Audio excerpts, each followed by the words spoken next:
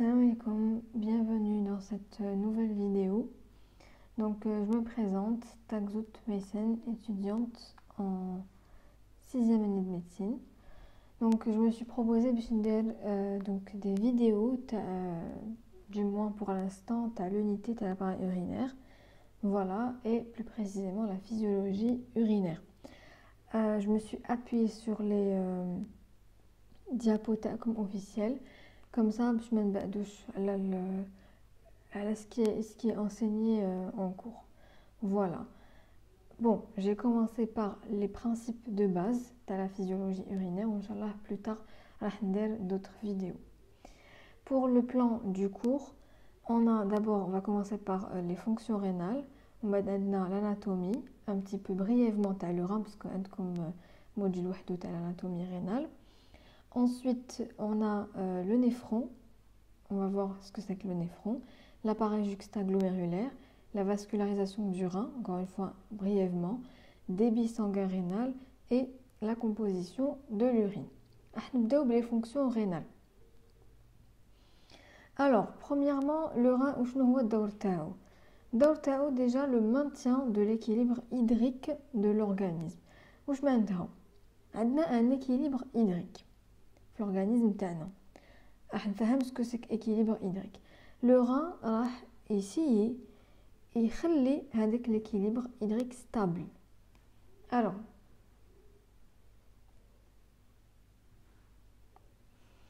ce qu'il faut savoir, c'est que le poids de l'humain, 60% تاعو 60% c'est de l'eau.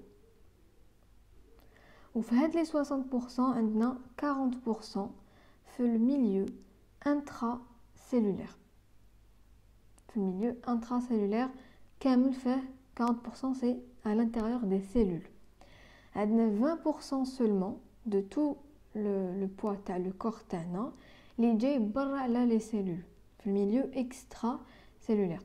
Ou le milieu extracellulaire, il est composé du sang et du liquide intercellulaire.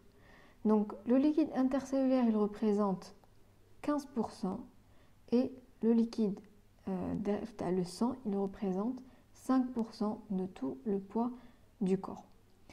Donc, l'équilibre hydrique. Le rein, il va essayer de maintenir cet équilibre, tout simplement. Par exemple, il y a une hypovolémie, on a suffisamment de sang par rapport à une hémorragie ou là.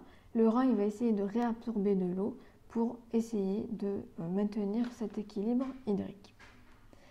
Ensuite, il permet aussi le maintien de l'osmolarité appropriée des liquides de l'organisme. Je prends par exemple le sang, des molécules qui sont osmotiquement actives. Maintenant, ce sont des molécules qui attirent l'eau, qui ont cette capacité d'attirer l'eau. L'osmolarité, c'est quoi? C'est tout simplement la concentration des molécules, les ions, le sang. On a normalement une osmolarité de 300 milliosmoles par litre. Le sang, je parle de l'osmolarité plasmatique. Quelle est l'osmolarité urinaire? Quelle est l'osmolarité intracellulaire? L'osmolarité plasmatique, elle est de 300 milliosmoles par litre. Et le rein va veiller à garder cette osmolarité les normes, la valeur normale. Le rein permet aussi la régulation de la quantité et de la concentration de la plupart des ions dans le liquide extracellulaire. Pareil, dans le liquide extracellulaire, il y a des ions qui m'a sodium, qui m'a du calcium, qui m'a du potassium, et il va essayer de garder la concentration de ces ions les valeurs normales. Encore une fois, la réabsorption, l'élimination de ces ions. Alors, il permet aussi le maintien du volume plasmatique normal, ce qui contribue à la régulation à long terme de la pression artérielle. Effectivement, la pression artérielle dépend entre autres du volume plasmatique. Qui increase le volume plasmatique? Tous les ND, hypotension artérielle, et le rein, il va agir pour essayer de faire élever avec la pression artérielle, encore une fois en réabsorbant de l'eau et du sodium. Et le moyen, vous retenez maintenant qu'il permet de maintenir un volume plasmatique normal. Alors, il permet aussi le maintien de l'équilibre acido-basique. Il faut savoir qu'on a un pH normal de le sang اللي يتراوح بين 7.35 و 7.45 كي يهبط على 7.3 نوليو في l'acidose. Le pH il est acide راهو حامضي وكي يطلع على 7.45 رانا في الالكالوز. Le pH راهو basique. Le rein, il va essayer encore une fois de maintenir un pH normal entre 7,35 et 7,45. C'est important d'avoir un pH normal. Alors, il permet l'excrétion des déchets. Il élimine tout ce qui est déchets comme urée et créate. Ou les déchets ils s'accumulent, ils constituent des produits toxiques, surtout pour le système nerveux central. Alors, c'est pour ça qu'on voit, par exemple, lors de l'insuffisance rénale, ça veut dire que le rein ما يخدمش مليح, donc il faut accumulation de l'urée et la créatinine dans le sang. Ça peut être un signe d'atteinte rénale. معناتها le rein ماهوش يخدم مليح, راهو en dysfonction. Alors, par la suite, on va voir Hadoma en détail, c'est-à-dire la sécrétion d'érythropoïétine, la sécrétion de rénine, conversion de vitamine D en sa forme active, donc l'activation de la vitamine D, et enfin la production de kinine. Alors, on va commencer par la sécrétion de rénine. La rénine, c'est quoi? C'est une enzyme qui est à l'origine de chaînes de réaction importantes qui va viser, conserver le sel par les reins. Maintenant, elle va essayer de garder au maximum le sel, NaCl, le sodium. Alors, là, il faut savoir que je vais essayer de zoomer. Voilà. Donc, on a un précurseur, l'angiotensinogène. L'angiotensinogène, il est produit par le foie. Qu'est-ce qu'elle fait la rénine? La rénine qui est produite par le rein. Et on verra tout à l'heure, elle est produite par l'appareil juxtaglomérulaire. La rénine, elle va le transformer en angiotensine 1. Ensuite, une enzyme, elle est sécrétée par le poumon. Cette enzyme, il y a l'enzyme de conversion, elle active l'angiotensine 1 ترجعها angiotensine 2. وهاد l'angiotensine 2, l'angiotensine 2 elle a le rôle de la vasoconstriction. معناتها تسمح دير une constriction et une réduction du diamètre des vaisseaux. Par la suite, le rôle d'élévation de la pression artérielle. Quand je dilate les vaisseaux, il y a une hypotension.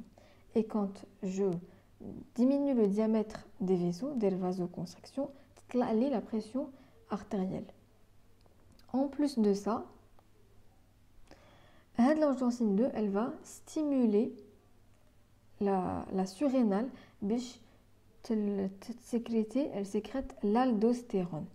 وهذا l'aldostérone واش يدير سمعوا مليح يروح au niveau rénal et il va stimuler la réabsorption de sodium. معناتها يغاردي لي sodium في الدم, il va réabsorber le sodium et il va éliminer le potassium. Je répète, donc l'angiotensine 2 vise, ou là, entre autres, elle stimule la production, donc INTAGE, de l'aldostérone. L'aldostérone au niveau rénal, elle permet la réabsorption de sodium et l'élimination de potassium. Où je mets la réabsorption, c'est-à-dire la rétention.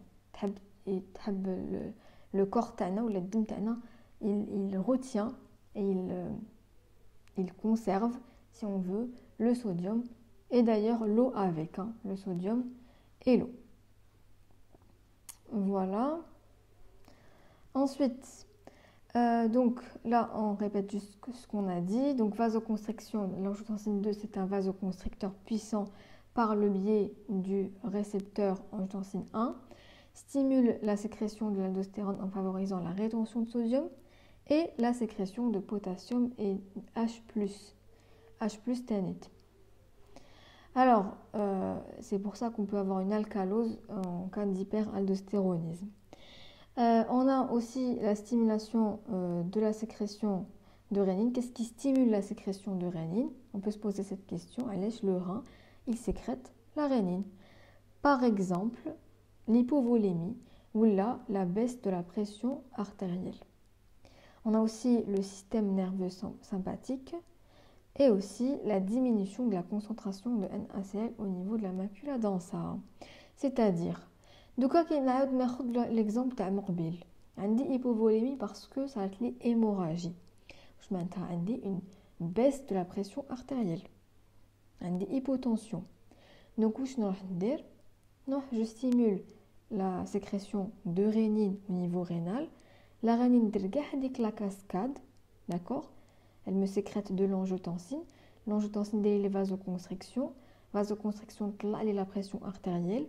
Et elle stimule aussi la sécrétion interne d'aldostérone. L'aldostérone est chute de sodium ou aussi la rétention d'eau. Ou quand je retiens l'eau, la pression artérielle. Voilà. On a aussi donc le système nerveux sympathique, parce que, encore une fois, qu'on a une hypotension, c'est le système nerveux sympathique qui est stimulé. C'est quoi les médiateurs du système nerveux sympathique? C'est l'adrénaline, entre autres. L'adrénaline, c'est une vasoconstrictrice. Et des diminutions le diamètre des vaisseaux et donc l'élévation de la pression artérielle. L'adrénaline, qu'est-ce qu'elle permet aussi? Eh bien, la stimulation de rénine, la rénine déligue à la cascade. Aussi, la diminution de la concentration de NaCl au niveau de la macula densa. La macula densa, elle fait partie du système juxtaglomérulaire et qui a des تركيز sodium. C'est comme un chémorécepteur, d'accord, un récepteur qui حس la diminution de la concentration de NaCl. Donc, elle stimule la rénine. La rénine stimule indirectement la réabsorption de sodium. Ça veut dire la rétention de sodium ou la concentration تاعو تزيد. Voilà, ça c'était la sécrétion de rénine. C'est un rôle très important du rein et لازم تفوا عليه parce que هنشوفه في les années الجايين.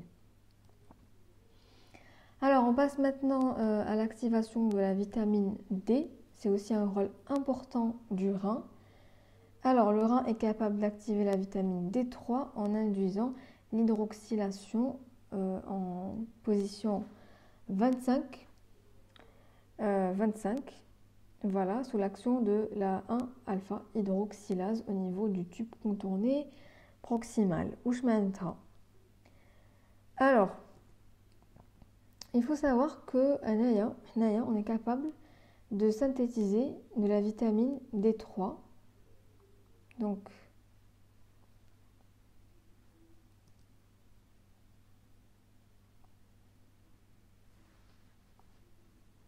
de la vitamine D3 à partir des rayons du soleil et à partir d'un précurseur.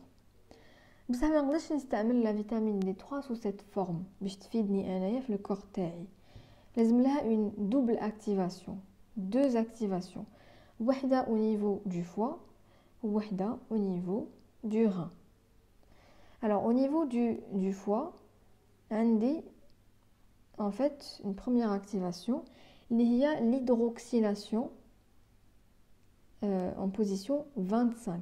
L'hydroxylation, ça veut dire l'ajout de OH. C'est-à-dire l'hydroxylation. On va au niveau rénal, aussi ça va aller. Eh bien, au niveau rénal, ça va aller une deuxième hydroxylation en position 1. D'accord? C'est-à-dire un deuxième ajout de OH. Voilà. Et donc, ça transforme avec la vitamine D3 inactive en vitamine D3 active. Et comme ça, je peux tout simplement l'utiliser. Alors, à quoi me sert la vitamine D3? Bon, je répète seulement, donc la réaction, l'activation au niveau rénal, elle se fait grâce à l'enzyme 1-alpha hydroxylase qui est sécrété par le tube contourné proximal. On va نشوفوا c'est quoi le tube contourné proximal. Quels sont les effets physiologiques de la vitamine D3? Didli l'absorption intestinale de calcium منتها تزيدلي في التركيز تاع الكالسيوم في الدم. Ok. عندك aussi l'augmentation de la réabsorption rénale de calcium et du phosphore. تزيدلي تركيز تاع الكالسيوم والفوسفور في الدم en le réabsorbant par le rein, tout simplement. Et enfin, augmentation de l'absorption intestinale de phosphate. D'accord? هذا le rôle. Donc, je fais oublier la vitamine D, elle a un rôle dans le métabolisme phosphocalcique. Donc, il y a une carence en vitamine D, il y a une hypocalcémie. Voilà. Alors, et inversement, il y a une intoxication à la vitamine D, bien sûr. Alors, on a aussi un autre rôle du rein, c'est la production de kinine. La kinine, c'est quoi? C'est un polypeptide qui est issu d'un précurseur, le kininogène. وهذا التحول هذا يصرى grâce à une enzyme اللي هي la kallikréine qui est synthétisée par le tube contourné distal.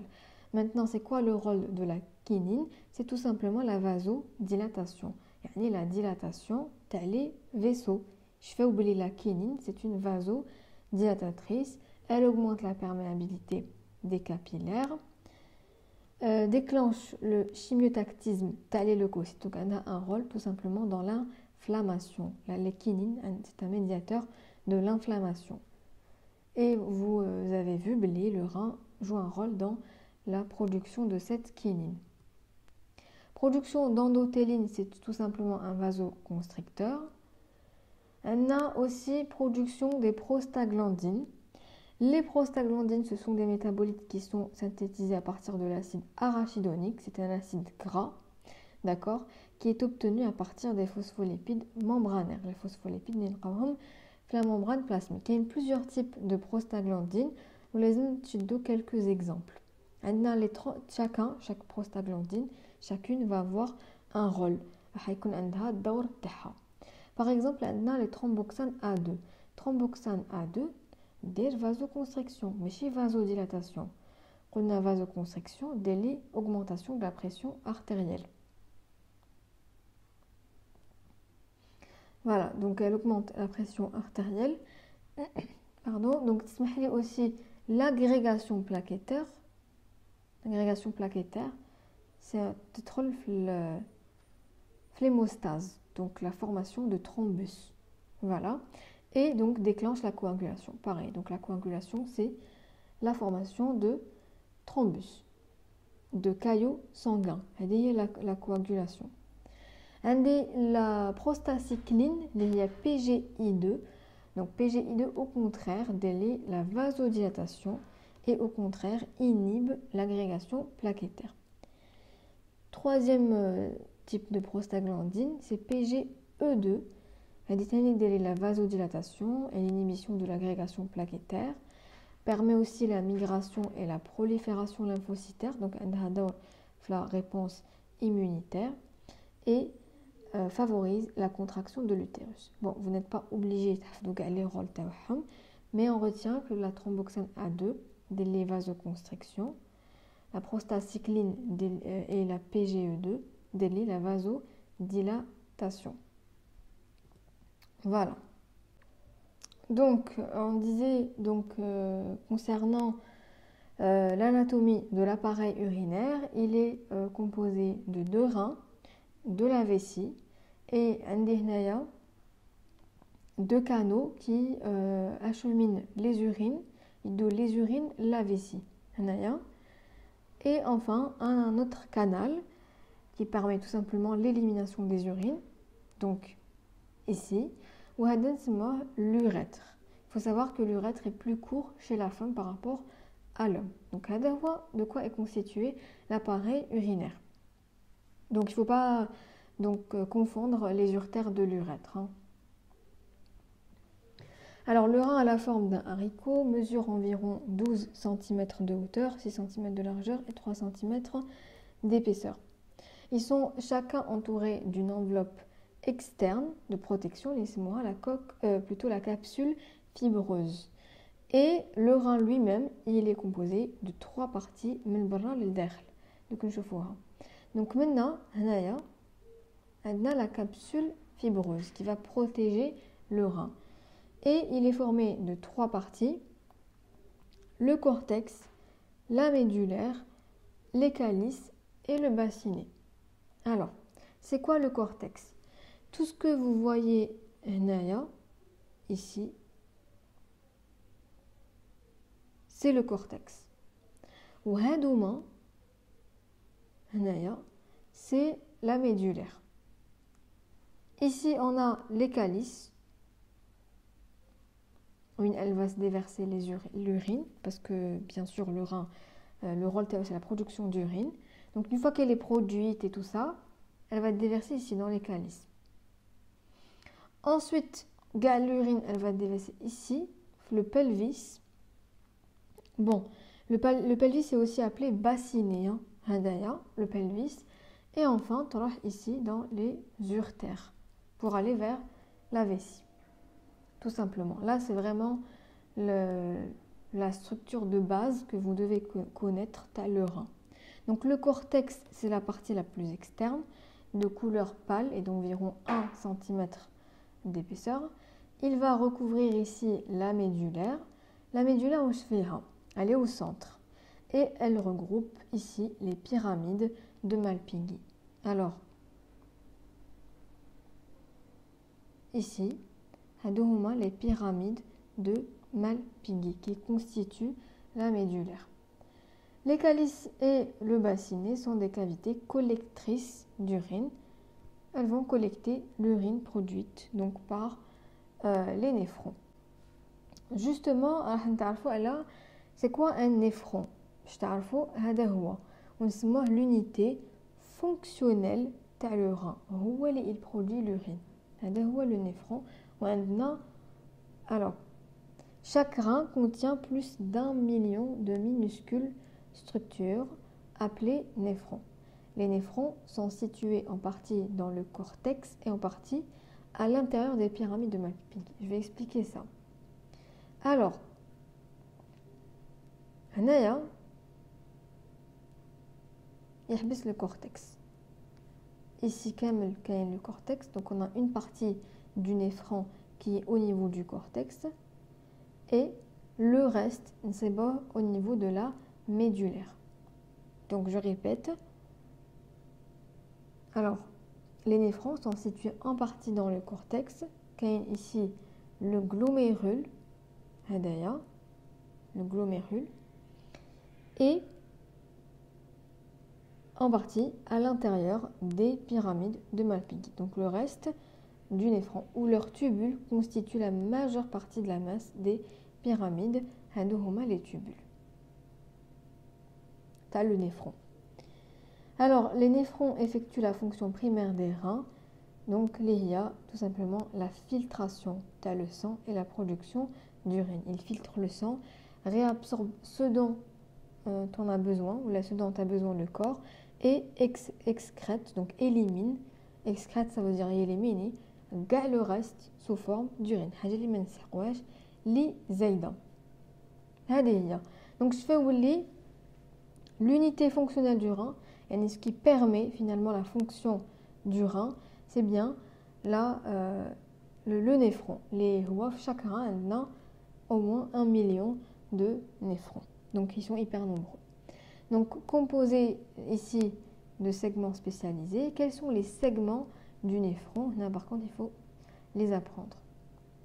Alors, comme je l'ai déjà dit, la physiologie rénale, elle est hyper importante parce qu'elle est pendant tout votre cursus. Donc, on a dit hawlik le glomérule. Voilà. Ça, c'est le tube contourné distal, ici. Proximal. Là, c'est la lance de Henle, la branche descendante de l'anse de Henle. Ici, c'est la branche grêle. Et là, c'est la branche ascendante de l'anse de Henle. Et ensuite, on a le tube contourné distal et enfin le tube collecteur. Le tube collecteur. Donc, le néphron, la structure TAO, il est très important de l'apprendre parce que, encore une fois, comme tout votre cursus, pendant tout votre cursus. Alors, voilà donc pour le néphron. On passe à l'appareil juxtaglomérulaire. C'est quoi l'appareil? On va voir d'abord sa structure, de quoi est-ce qu'il est constitué, l'appareil juxtaglomérulaire. Normalement, vous allez le faire en détail en histologie. L'histologie, l'unité appareil urinaire, vous allez le voir en détail. Mais au moins, de quoi il est constitué principalement. Donc, d'abord, on a ici des cellules spécialisées dans la production de rénine. La rénine, elle est là tout à l'heure. Elle entoure les cellules de la paroi des deux artérioles. Donc ici, on a l'artériole afférente et ici, on a l'artériole efférente. Je vais expliquer ça. Donc, ce sont les cellules juxtaglomérulaires qui produisent donc la rénine. On a ici les cellules de la macula densa qui font partie du tube contourné distal. Et au milieu ici, on a le lacis. Hadaya, il est formé de cellules mésangiales, les cellules mésangiales extraglomérulaires, qui sont des cellules qui sont contractiles. Bon, jusqu'à maintenant, les scientifiques n'ont pas trouvé le rôle exact de ces cellules, mais ils ont découvert que les cellules sont innervées par le système sympathique rénal et que ça aide à réguler donc tout simplement l'action de l'appareil juxtaglomérulaire. Réguler, moduler l'action de l'appareil juxtaglomérulaire. Voilà. Donc on a d'autres images plus claires. Si vous êtes perdu, ici c'est clair. On a ici le glomérule et le tube contourné distal. Et là, on a le tube collecteur. Donc, on a l'appareil juxtaglomérulaire.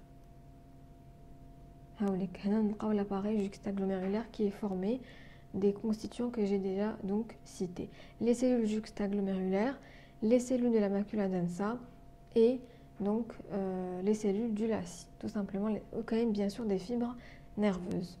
Donc, c'est quoi les artérioles efférentes et afférentes? Bon, tout à l'heure, j'en avais parlé dans la... On va en parler plutôt dans la vascularisation rénale. Maintenant, le glomérule, donc déjà, et il est entouré de la capsule de Bowman. Le glomérule, c'est tout simplement une sorte de pelote de vaisseau sanguin. Les tétroles, il y a l'artère afférente, ou les tétroles du glomérule, il y a l'artère efférente, tout simplement. Et là, ce qui entoure en vert, là, c'est la capsule de Bowman. Il y a deux feuillets, donc le feuillet viscéral et le feuillet pariétal. Badahna et Dina, le tube contourné proximal.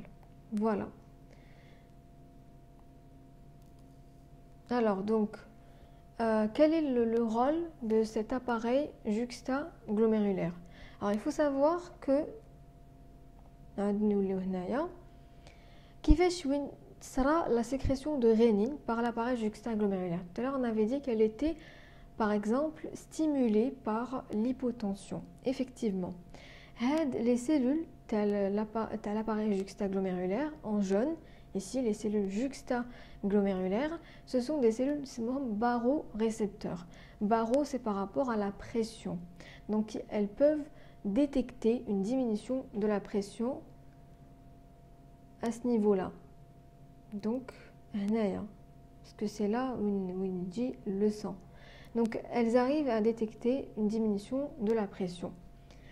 Qui te connaît une diminution de la pression, elles sont stimulées et donc sécrètent de la rénine. Où je faisais tout à l'heure la cascade qui s'ensuit, donc sécrétion d'angiotensine 2 qui permet la vasoconstriction, mais aussi l'aldostérone. Et l'aldostérone permet la réabsorption de quoi? De sodium et d'eau. Donc, la tension. On a également les cellules de la macula d'enceinte, des osmorécepteurs ou des chémorécepteurs, parce qu'elles peuvent détecter une diminution de la concentration du sodium et donc, encore une fois, stimuler la sécrétion de rénine. Et la rénine, par le biais de l'aldostérone, permet la réabsorption de sodium. On avait dit aussi qu'elle était stimulée par le système sympathique, effectivement. Dans le système juxtaglomérulaire des fibres sympathiques qui permettent la stimulation de la sécrétion de rénine. Parce qu'on avait dit tout à l'heure qu'il y a une hypotension, une stimulation du système sympathique. Parce que le système sympathique me libère de l'adrénaline. L'adrénaline, elle est vasoconstrictrice. En plus, au niveau rénal, ça permet la stimulation de production ou de sécrétion de rénine par l'appareil juxtaglomérulaire. هذا هو le rôle de l'appareil juxtaglomérulaire. On va maintenant aborder la vascularisation rénale. Alors, la vascularisation rénale, elle est déjà vascularisée, plutôt le rein est vascularisé par les artères rénales. Je vois surtout la subdivision qui trouve l'artère rénale derrière le rein, comment elle va se subdiviser. Encore une fois, les détails, vous les verrez en anatomie. Donc, alors, ici, on a l'artère donc rénale et elle va me donner les artères interlobaires. Les artères interlobaires contournent la pyramide. Bon, là, on prend pour faciliter la compréhension, on prend juste une partie, mais c'est le cas le rein. C'est ça qu'il faut comprendre.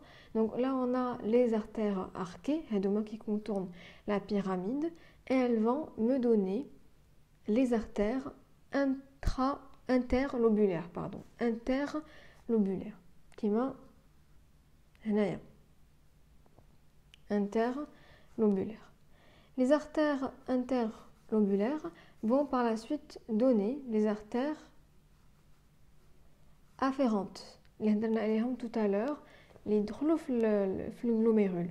Donc justement par la suite, je vais avoir le glomérule, la petite pelote de vaisseau.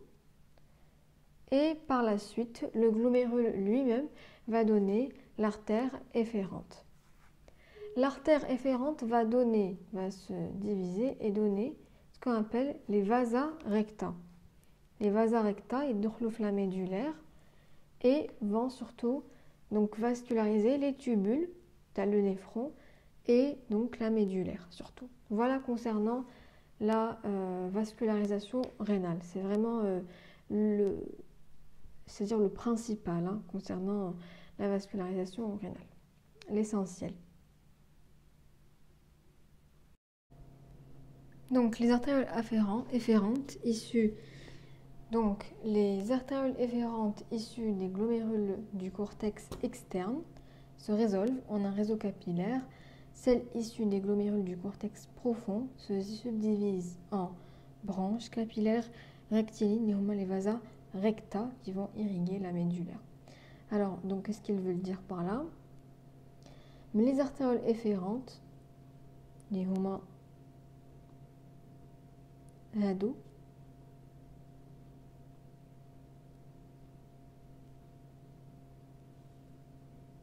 هادوما راح يعطوني les vasa recta qui irriguent donc la médulaire. Voilà. Alors maintenant on passe au débit sanguin rénal. Donc c'est quoi le débit sanguin rénal? Il faut savoir que le débit déjà cardiaque, il est en moyenne de 5 litres par minute. Ça veut dire le volume qui est pompé par le cœur par minute. Il est de 5 litres par minute. Et le quart de ce débit, le débit, il est distribué au rein, aux deux reins. Donc là, vous voyez, donc on a en moyenne 1,25 litres de sang par minute, le rein, tout simplement. Le rein qui sont distribués au rein, c'est une valeur ou un débit de 1,25 litres par minute. En général, on dit 1 litre par minute, le rein. Les 20%, pour que vous sachiez, 20% de tout le débit sanguin.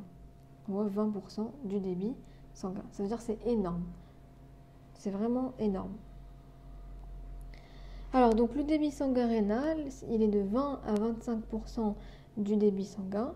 Ceci correspond à environ 1 litre par minute, soit un débit plasmatique rénal pour un hématocrite moyen de 40%, environ de 600 ml par minute, répartis sur les deux reins. Alors, il faut savoir que, bon, ça vous le savez, le sang, il est fait de quoi? Fait plasma ou fait les globules rouges. Ou là, le pourcentage des globules rouges,